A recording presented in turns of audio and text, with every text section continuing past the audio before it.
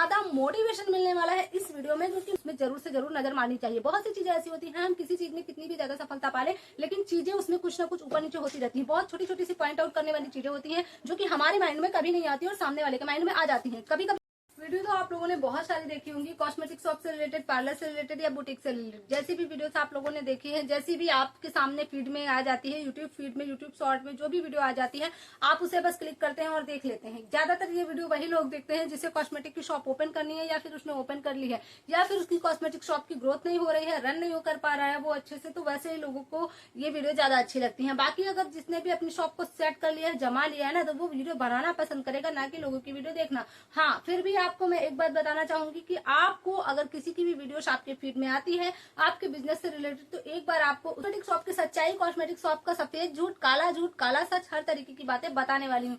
तो सबसे पहले मैं आप लोगों से मुलाकात कर लेती हूँ, तभी तो आपको समझ में आएगा कि मैं कौन हूँ, कहाँ से हूँ और क्या चीजें आप लोग के साथ शेयर करने वाली हूँ। अभी आप मेरी हालत देख सकते हैं। तो सबसे पहले आपको कोई भी बिजनेस करना है तो आपको अपने लुक पे प्रॉपर ध्यान नहीं देना है। अगर आप सिर्फ और सिर्फ अपने बारे में सोचेंगे तो बिजनेस को कभी भी इम्प्रूव नहीं कर पाएंगे। अभी आप देख सकते हैं मेरी शॉप की भी हालत कुछ ठीक नहीं है और मेरी भी हालत कुछ ठीक नहीं है। अभी बज रहा है रात के 9 बजे। मैं ये वीडियो आप लोग के लिए शूट कर रही हूँ क्योंकि मुझे लगा कुछ मेरी एक दो सिस्टर हैं, बहुत नहीं बोलूंगी, एक दो सिस्टर्स हैं जो कि बहुत ज्यादा डिमोटिवेट हो रही हैं और बहुत ज्यादा परेशान हो रही हैं कॉस्मेटिक शॉप को लेके। उन्होंने लगभग 1 साल पहले, 1.5 साल पहले कॉस्मेटिक की शॉप ओपन की है, लेकिन ना वो ग्रो कर रही है, ना रन कर पा रही है वो अच्छे से, ना उनका किराया निकल पा रहा है और कस्टमर वगैरह भी बहुत ही ज्यादा कम आ रहे हैं। इन सब चीजों को लेके वो बहुत ज्यादा परेशान है। तो प्लीज आपको सबसे पहले ना आपको किसी भी काम पे 100% अपना देना होगा, तभी जाके आपको उससे रिटर्न कुछ मिल सकता है। तो सबसे पहले मैं आपको बता दूं कि मैं इस काम को आज पिछले 8 सालों से कर रही हूँ, तब जाके आज मैं यहाँ तक पहुंची हूँ। और अभी फिलहाल आप मेरी शॉप को देख सकते हैं जो कि बिल्कुल खाली हो गई है। इसे मुझे 2 से 4 दिन में भरना है। अभी की बात करूं तो अभी सीजन ऑफ चल रहा है। सीजन ऑफ मतलब शादियां वगैरह नहीं चल रही है, फिर भी हमें अपने काम को करना ही करना है। जब हम अपने काम पे 100% देंगे तभी जाके हमारा काम आगे चल के हमें कुछ देगा। इससे पहले हमें कुछ चीजें ऐसी होती है कि जैसे हमने अभी शॉप स्टार्ट की है और हमारे दिमाग में वो चीजें नहीं आती हैं, लेकिन जिसने बहुत पहले से चला रहा है जो कोई, उसको बहुत अच्छे से वो सारी चीजें पता होती हैं। लेकिन कुछ चीजें ऐसी होती हैं जो हम बहुत सालों से शॉप चला रहे हैं लेकिन हमारे माइंड में नहीं आया, और जिसने अभी 4 दिन पहले ही शॉप ओपन की है वो एक अच्छी ट्रिक यूज करके वो बहुत अच्छे से अर्निंग कर रहा है। या फिर कुछ ऐसी चीजें हैं कि आपकी शॉप एक टाइम पे बहुत अच्छे से ग्रो की थी लेकिन अभी नहीं कर पा रही है। तो चलिए अभी चलते हैं सीधा टॉपिक पर और आप लोगों को बताते हैं कि क्या है काला सच और क्या है झूठ। तो देखिए, सबसे पहली चीज ये है कि आपको कोई भी बिजनेस करना है तो आपको उसमें देना होगा अपना प्रॉपर टाइम। इन्वेस्टमेंट की बात करें तो आप इन्वेस्टमेंट जो है, इन्वेस्टमेंट की बात करें अगर, तो इन्वेस्टमेंट आप थोड़ा ऊपर नीचे अप डाउन में लगा सकते हैं। लेकिन अगर आपको किसी चीज को रॉकेट की तरह उड़ाना है और जल्दी ग्रो करना है तो आपको उसमें इन्वेस्टमेंट भी साथ में ही एक साथ इन्वेस्ट करना होगा। कुछ आपको अलग से भी रखना होगा। लेकिन अगर आप चीज को थोड़ा सा, आपके अंदर पेशेंस लेवल है, आप थोड़ा सा धैर्य रख के कामों को कर सकते हैं, तो आप पेशेंस के साथ काम करेंगे तो आप धीरे धीरे भी चीजों को एड ऑन कर सकते हैं। मैं अपना बताऊं तो मैंने अपने इस काम को यहाँ तक सिर्फ और सिर्फ पेशेंस के साथ ही पहुंचाया है, क्योंकि आपको पता है कि मैंने बहुत ही ज्यादा लो यानी कि 0 बजट से आप बोल सकते हैं मैंने स्टार्ट किया था इस काम को, बिना फर्नीचर के, यानी कि आप नो फर्नीचर बोल सकते हैं, नो इन्वेस्टमेंट बोल सकते हैं, नो शॉप बोल सकते हैं, नो आइडियाज बोल सकते हैं, और उसके साथ साथ आप बोल सकते हैं नो एक्सपीरियंस। जी हाँ, मेरे पास कुछ भी नहीं था। इन सारी चीजों में से कोई भी ऐसा प्लस पॉइंट नहीं था जो मेरे पास था। मेरे पास प्लस पॉइंट बस इतना था कि मुझे कुछ करना है। तो आपके अंदर जब ये आ जाएगा कि आपको कुछ करना है तो आप कर पाएंगे, फिर आपको कोई भी नहीं रोक सकता उस काम को करने के लिए। दूसरी चीज, आपको जो लोग बोलते हैं कि कॉस्मेटिक शॉप करना बहुत आसान है, बस सामान लाना है और डिस्प्ले कर देना है, उसके बाद उसको सिर्फ आपको कस्टमर आएगा, आपको जो मांगेगा उठा के दे देना है और वो आपको बदले में पैसा देगा, जिसमें कि आपको प्रॉफिट काफी अच्छा मिलेगा। नो डाउट कॉस्मेटिक शॉप में काफी अच्छा प्रॉफिट है, लेकिन उसके साथ साथ आपको बहुत सारी चीजों को फेस करना पड़ता है। सबसे पहले आपको आनी चाहिए परचेजिंग। जी हाँ, परचेजिंग आना बहुत ही ज्यादा कंपलसरी है। जब तक आप परचेजिंग अच्छे से नहीं कर पाएंगे तब तक आप एक अच्छे सेलर नहीं बन सकते।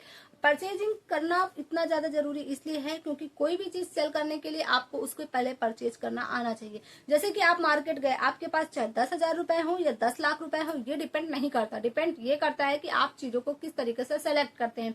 आपके एरिया में कौन सी चीजें कब किस सीजन में ज्यादा सेल होती है, आपके एरिया में जो आपकी शॉप में कस्टमर आते हैं वो किस टाइप्स के आते हैं, उनको कैसी चीजें चाहिए होती है, किस रेंज में चाहिए होती है, किस क्वालिटी की चाहिए होती है, सारी चीजें आपको देखना पड़ता है। तो सबसे पहले आपको अपने एरिया को समझना है, अपने कस्टमर को समझना है, उसी के अकॉर्डिंग आपको अपनी शॉप के लिए सामान परचेज करके लाना है। और ये आप अपने दिमाग से कीड़ा निकाल दीजिए कि आप सिर्फ सामान लाएंगे और उसको डिस्प्ले कर देंगे, अच्छी सी शॉप बनवा लेंगे, उसके बाद कस्टमर ऑटोमेटिक आपकी शॉप में आएगा, क्योंकि आपने कॉस्मेटिक की शॉप खोली है, आपने उसमें अच्छा इन्वेस्टमेंट किया है, तो कस्टमर आएगा और आपसे वो बस आते ही प्रोडक्ट का नाम बताएगा कि ये प्रोडक्ट दे दीजिए, और आप उसको उसके सामने रख देंगे, उसका आप वो बदले में आपको पैसे देगा और आप उसमें अच्छा खासा प्रॉफिट ले लेंगे।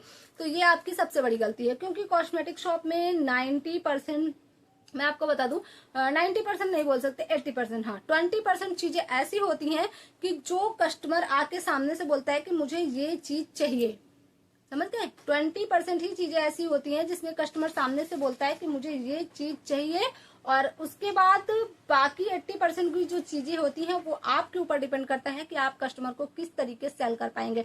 आप 10 रुपए मार्जिन की चीज सेल कर पाएंगे, 20 रुपए मार्जिन की चीज सेल कर पाएंगे, या 30 रुपए मार्जिन की चीज सेल कर पाएंगे, या फिर आप 100 रुपीज मार्जिन की चीज सेल कर पाएंगे। कस्टमर के ऊपर भी डिपेंड करता है कि कौन सा कस्टमर आया है, और डिपेंड करता है कि आप उसे क्या चीजें दे सकते हैं। दूसरी चीज, कस्टमर को देखते ही आपको एक आइडिया आपके मन में आ जाना चाहिए, आपको इतना पता हो जाना चाहिए कि ये कस्टमर किस रेंज की चीजें परचेज कर सकता है, या फिर ये कौन से प्रोडक्ट की तरफ जा सकता है।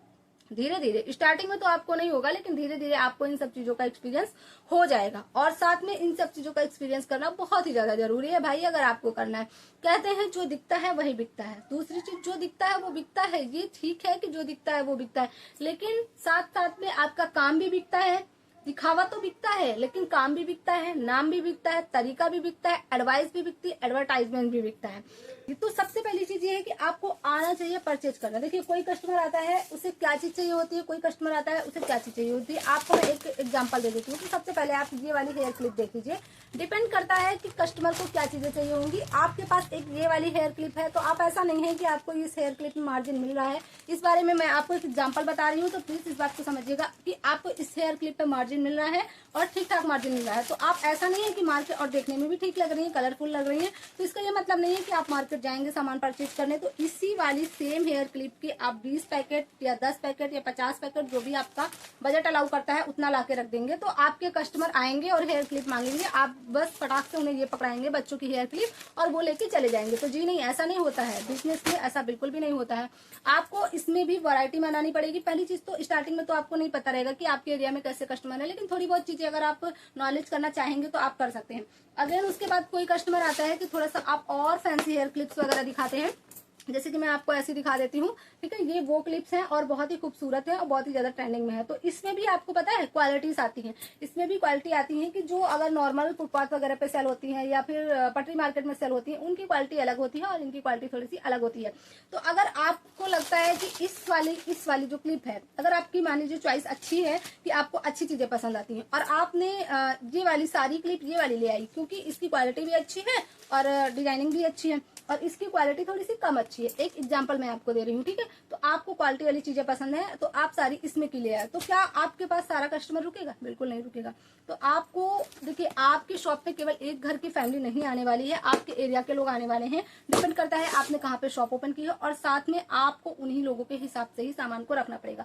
शॉप में सामान आप अपने अकॉर्डिंग नहीं बल्कि अपने कस्टमर के अकॉर्डिंग रखेंगे, तभी जाके आप अच्छा ग्रोथ कर पाएंगे। कोई भी चीज अपनी शॉप में होती है तो सभी का अलग अलग होता है। फेस वॉश हो गया, क्रीम हो गया, मॉइस्चराइजर हो गया, प्राइमर हो गया, कंसीलर हो गया, A to Z चीजें जो होती हैं वो सबकी अलग अलग चॉइस की होती हैं और अलग अलग के हिसाब से आप रखेंगे, तभी जाके आप काफी अच्छे से ग्रो कर पाएंगे। अभी मैं आपको एक ये हेयर बैंड दिखा रही हूँ, इसमें मार्जिन भी ठीक है और क्वालिटी वाइज भी अच्छा है, लेकिन जरूरी नहीं है कि सबको ये ही पसंद आए, ठीक है। तो अब ऐसा नहीं है कि आप इसमें का खूब सारा ले आएंगे। अब इससे एक आपको मैं इंसिडेंट बताती हूँ कि क्या हुआ है। ये हेयर बैंड काफी ठीक था और मतलब जिस अकॉर्डिंग हमारे यहाँ में तड़क बड़क चीजें सेल होती हैं उसके अकॉर्डिंग ये हेयर बैंड काफी अच्छा था, और साथ ही साथ इसमें चीज ये थी कि ये हेयर बैंड जो है प्राइस भी रिजनेबल था, सेलिंग का भी और परचेजिंग का भी, मार्जिन भी ठीक था और कस्टमर भी इजिली से परचेज कर सकता था। तो इसको लेने मैं नहीं गई थी, हस्बैंड गए थे किसी काम से। तो ये हेयर बैंड क्या हुआ, उन्हें पहले मैं जो लाई थी उसके अकॉर्डिंग जो दोबारा गए थे उसके रेट में थोड़ा सा उन्हें डिफरेंस मिला। तो उन्होंने क्या किया मैं आपको बताती हूँ। उन्होंने मुझसे पूछा कि उसी में का हेयर बैंड मिल रहा है, ले लूं? तो मैंने बोला ठीक है ले लीजिए आप कॉल पे। अब उन्होंने गलती क्या कर दी वो मैं आपको दिखाती हूँ। यहाँ पे आप देख सकते हैं ये कितने ढेर सारे लगे हुए हैं, और साथ ही साथ मैं आपको और भी दिखा देती हूँ कुछ सैंपल। तो ये देखिए, ये जो आपको बॉक्स दिख रहा है ना, इसमें 4 से 5 दर्जन यही वाले हेयर बैंड्स हैं। आप देखिए, ये देखिए, इसमें एक ये वाला डिजाइन है, इधर आपको 2 दर्जन दिख रहे हैं, और एक ये वाला डिजाइन है, इधर भी आपको 2 दर्जन दिख रहे हैं। तो ये बॉक्स में तो नहीं आए थे, इन्हें मैंने पॉली में थे, मैंने इन्हें बॉक्स में रखा है। अब रीजन ये है कि इतना ज्यादा आउट ऑफ फैशन हो रहा है, ये प्रोडक्ट इतना ज्यादा आउट ऑफ फैशन हो रहा है कि ये आपको हर जगह पे मिल जा रहा है इजीली, और रेट का भी इशूज होता जा रहा है। जो चीजें ट्रेंडिंग में चलती हैं, नई नई चलती हैं, थोड़ा सा महंगी चलती हैं, और जैसे जैसे वो चीजें पुरानी होती जाती हैं वैसे वैसे उनका प्राइस गिरता जाता है। तो एक साथ आपको कभी भी चीजों को नहीं भरना है, आपको थोड़ी थोड़ी चीजें ही परचेज करनी है, तभी जाके आप अच्छे शॉपकीपर बन सकते हैं कोई भी चीज हो। और आपको वैरायटी का पूरा ध्यान रखना है, हर तरीके की चीजें आपको रखनी है। फिर आपको उसमें टाइम भी देना पड़ता है, जैसे मैंने आपको भी बताया कि रात के करीब 9 साढ़े 9 बजे की एक क्लिप है, और जब मैं ये वीडियो शूट कर रही हूँ तो अभी आप मेरी हालत देख सकते हैं। एक शॉपकीपर की सुबह से लेकर शाम तक कुछ इस तरीके से हालत हो जाती है। अगर हम अपने आप को सिर्फ सजा के शॉप में बैठाएंगे और सोचेंगे कि शॉप को ग्रो कर लेंगे तो ये बिल्कुल भी पॉसिबल नहीं है। अपने आप को सजाने के साथ साथ आपको अपनी शॉप को भी सजाना पड़ेगा, तभी जाके आपको ये सारी चीजें पॉसिबल हो सकती हैं।